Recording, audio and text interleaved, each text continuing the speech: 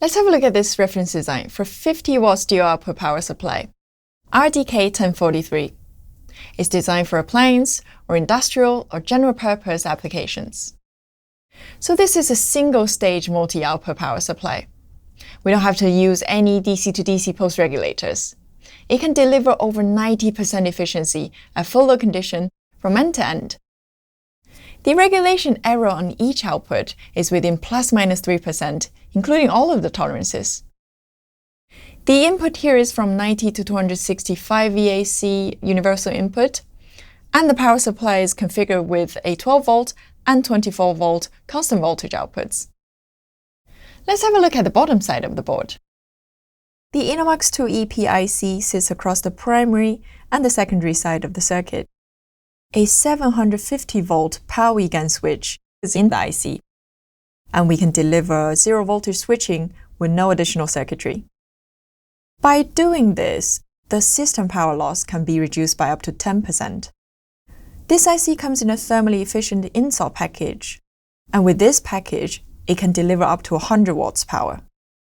To fully utilize PCB cooling, the source pin of the IC is connected to the copper pore area on the PCB here, and in this way, heat sinks won't be needed anymore.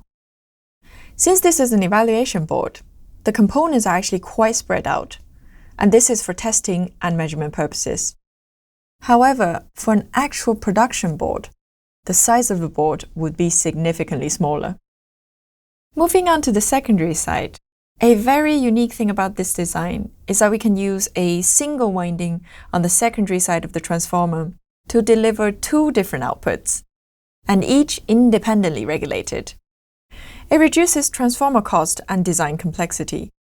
This cannot be achieved with a traditional multi-output flatback. Here we have a synchronous rectifier for higher efficiency, and the control is in the IC.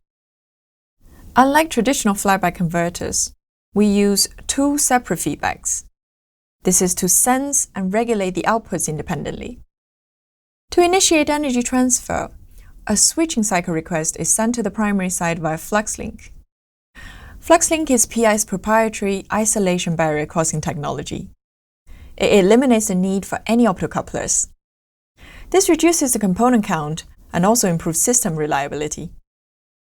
This FET here is what we call a selection FET. That's used to steer power only to the output that's requesting it. This is the blocking diode on the 24-volt output, and this is used to make sure that when the selection FET is on, the 24-volt output won't backcharge the 12-volt output. By turning this selection FET on, the power only goes to 12-volt, and by turning it off, the power only goes to 24-volt. And by controlling the selection FET and directing the power flow, we can achieve accurate regulation on all outputs at the same time. As you can see over here, there are no DC to DC post regulators. And this is all thanks to InnoMux2's single-stage power architecture and its precise output regulation capability. This can provide up to a 50% reduction in system component count. For more information about InnoMux2, visit power.com.